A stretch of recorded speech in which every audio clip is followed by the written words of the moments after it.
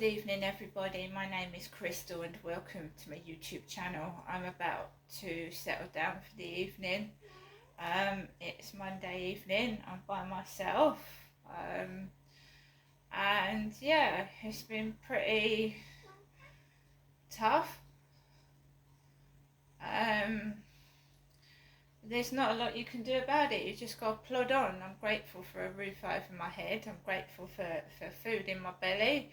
I'm grateful that I can look after myself and that the police haven't left me in a terrible state, and that I can look after myself and I've not sunk under through just stupidity and fakeness and pretending. To me, they're just pretending to be police, to be housing workers, thinking that I'm starving and hungry and I'm going to prowl the streets looking for my next meal and going up to a man with a plastic bag, which happened in Gloucestershire, by the way. It did, but my life isn't like that now. It's totally different. I've pulled myself out of that, and things are completely different, and I look after myself. I'm on my own. I have gone through terrific hard times. I lost my cat. I've had an indirect threat about twice on my dog. The whole point is to keep you controlled by frightening the shit out of you, so that you don't go anywhere. They don't. I mean, I went outside this afternoon and then the phone started ringing. An hour before I went outside this evening, the phone went off. They don't like me going outside. They don't like me being independent. They don't like me finding out what they've been doing.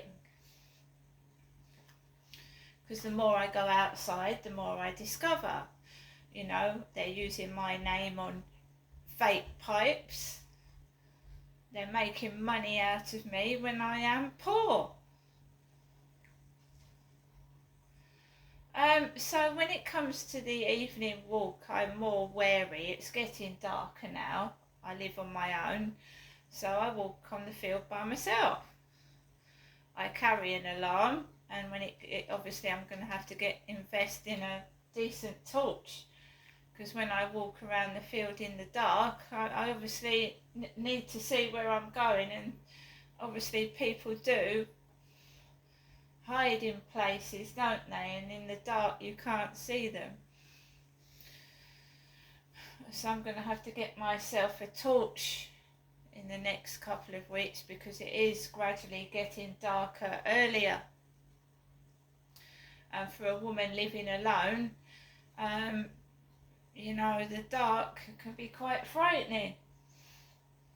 Fortunately for me, I've got a dog, and the dog alerts me to it hears any noise, small or loud. You know, my dog hears and alerts me to people nearby, and I'm grateful for that. So, Alexa, what's the time, please? It's 8:33 p.m. So, 10 to 7, I'm off out the door for the evening walk with Max.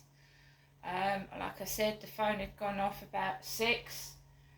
I didn't even know it had gone off. I didn't hear it go off, so I didn't answer it anyway.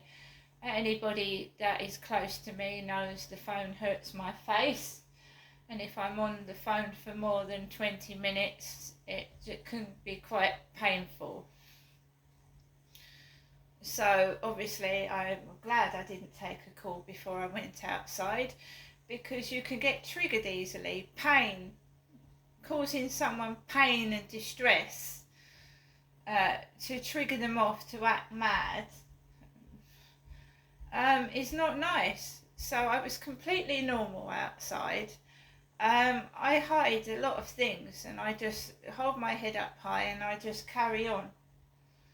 Obviously this Henry Wiggins, whatever his name was, I mean, you can't possibly get to know what someone's going through in 3 minutes 25 seconds. What a load of codswallop. My whole life is being controlled by criminals and thugs, so I know that. They were doing it to my father. He was probably ripped off as well for every penny that he had. Because, can you explain to me that if my dad sold the house in Victoria Road for thousands and thousands of pounds in 2013, why he didn't spend any of the money on anything?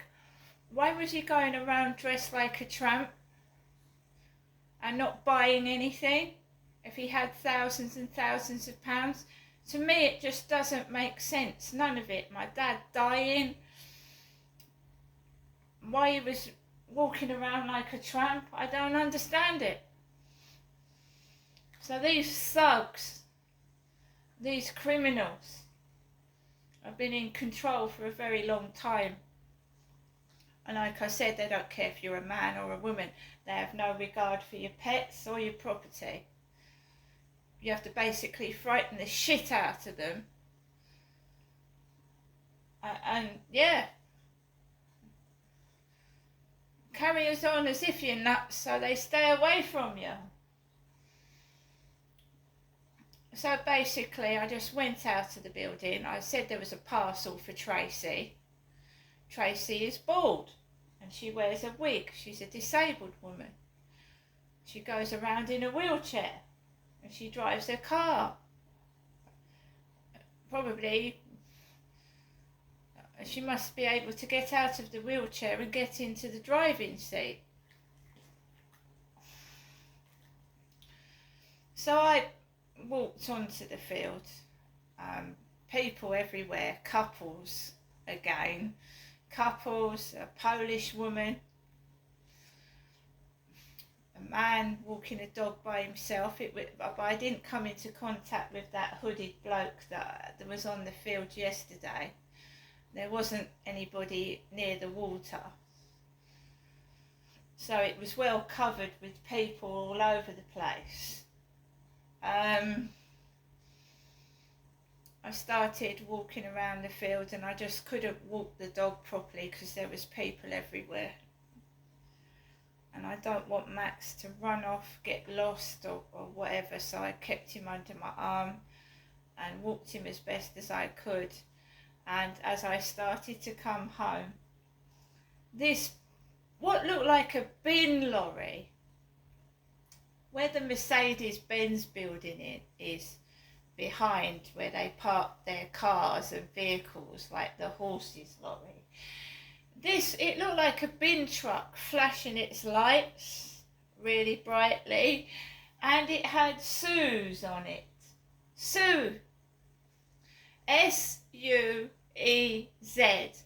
Now, it could stand for Suez, the Suez Canal, or anybody that's got a mind like mine would think that stood for Suze. Suze. And who is my mother's next door neighbour? What's her name? Sue. So this, what looks like a bin truck with Suze on it, is coming towards me with its lights blaring. My mum's got a next door neighbour called Sue. So I just carried on walking and I laughed to myself and I thought, yeah, well, you know, I don't care if you're Sue's or not, it don't bother me. I'm a woman looking for a man. Really? So when it gets dark, a lot of cars have got these really bright fluorescent headlights that are almost blinding. So I'm going out wearing a baseball cap and covering my eyes, otherwise you're going to get blinded. And when you get blinded and you're crossing the road, you can get run over. I feel sorry for other drivers when some drivers have got extremely bright headlights and another car, you're driving to, you can have a car crash. They're really bright headlights, aren't they? So I was just careful, and I don't want to get in contact with other people. I just want to walk home. There was a lot of people walking dogs up and down the pavement area, and Max gets as anxious as I do. So I just quickly walked home and kept myself to myself. And basically, a few hours before I'd left my flat, I'd had a message off of TikTok. Just some made up name, and the first part of it was Rob. Hi, my name is Rob. Da-di-da-di-da, I think your pictures are beautiful, da-di-da-di-da, same old shit. And I've already said that I don't use TikTok as a dating app. I don't.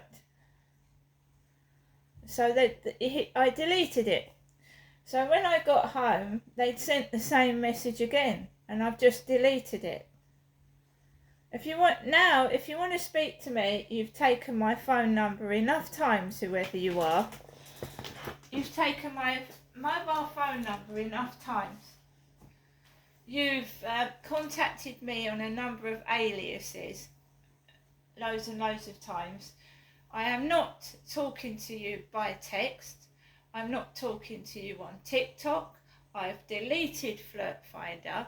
I'm not using any more dating applications. So you're either going to have to talk to me face to face, or you're going to have to pick up the phone and just be yourself, because I'm not interested anymore. I'm tired of it. It's a waste of time. You're just tracking what I'm doing. You're asking me where I'm going, what I'm doing, what I've got. And that's what they do to targeted individuals. And they did that to me in Gloucestershire, and they nearly killed me. I was on my own with a small baby, and I would be extremely lonely because I'd lost my other children to my ex-husband. So on some birthdays, Christmas, Valentine's Day, I was on my own in this horrible house and this basement flat, all on my own, missing my other children. And yeah, you do get lonely. So you correspond with people, you get messages on your email address, I'm so-and-so from so-and-so, and you think you're striking up a real relationship with somebody, and these are just nosy so-and-sos trying to work out what your likes and dislikes are, and they're trying to make a profile of you so that they can throw everything that you hate at you. So one of the things that was said to me in my basement flat was, what are the 10 things that you would like to do? Not before you die, just what are the 10 things that you would like to do? And one of them said, I just want to be happy. I'd like to be happy because I've never actually been happy in my whole life. It wasn't money, it was I want to be happy. Right? And not one of those things that I wanted ever came true. In fact, I almost died. So asking me the 10 things that I would like to do, but it didn't say before you die, and I did nearly die.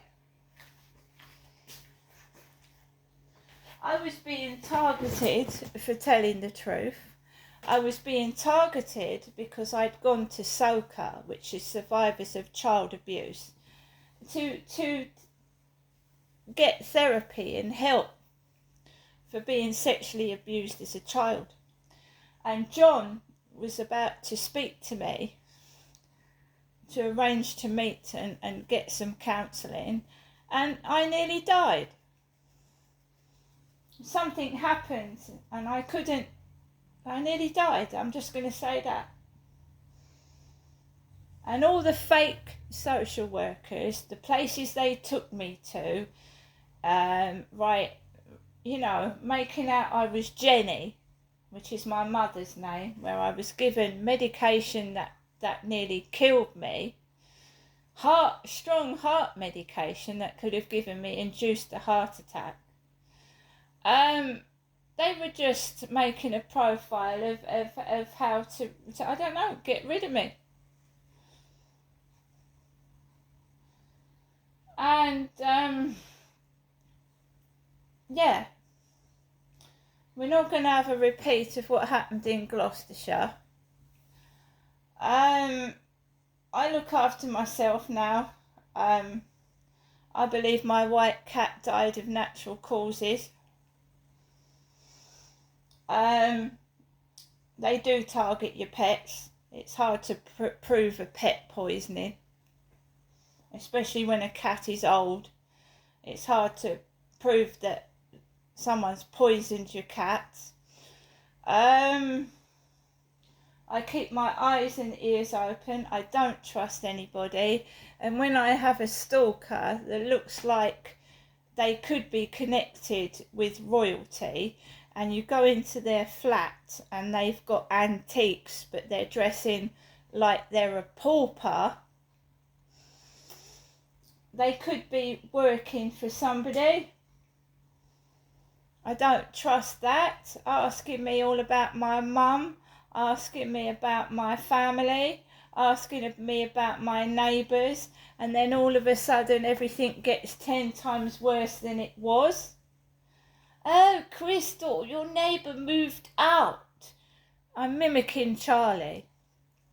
Crystal, your neighbour moved out. Oh dear. Why don't you go to a woman's refuge? I said I can't go to a woman's refuge. It's nothing to do with domestic violence. This isn't to do with domestic violence. You don't go to a woman's refuge because you have a dispute with the neighbours, do you? And they start poking their nose in, the pair of them, and it gets worse. And I have actually disclosed personal information to this couple, who I don't know anything about at all. They could be completely fake. The surname Wolf, Charlie Wolf, that just sounds so bloody peculiar. Right? It's so fucked up. And now I can't, no one will help me at all since I've met this strange couple. I can't get help from anybody. I was told to do this, go there, do that, and no one will help me. And then he fucking appears, this Charlie appears, yeah, and I'm not going to them for help. I thought they were both of them were supposed to be moving to France. You know, she was supposed to be moving to France and going over there, then getting the furniture sent over. And, you know, when I first met them, they was telling me, can I look after their dog? And all this rubbish, and they haven't moved at all. They just keep hovering about, and I'm not interested in them. And they have acquired a lot of personal information, because at first I thought they were friendly and they were being nice, and now everything's turned so terribly nasty. And when you refuse to be involved sexually with someone, A, because you're not attracted to them, and B, because they force themselves on you without asking, I mean, I don't want them or him. And whatever they do, I still don't want them. So they've got to get that into their thick skulls, right? And I am a single woman. I have never, ever, ever worked in the sex industry, in pornography. I've never been a prostitute. Right, so they've spread vicious rumours about me, which is totally untrue. No wonder no one wants to speak to me. And I wouldn't blame them if people have been spreading gossip that's a load of crap. That's another thing they do to discredit you. Tell everybody, oh, she's an ex-sex worker. I'm not. I have not had a relationship for nearly 8 years. Absolutely ridiculous. I have to go outside and laugh at it. And if people believe stupid trolls, then they, just, there's nothing I can do about it. Anyway, I'm going to enjoy the rest of my evening and carry on as usual tomorrow. But you can't trust anybody. I thought this couple were going to be friends to me, not a couple of swingers. See you later.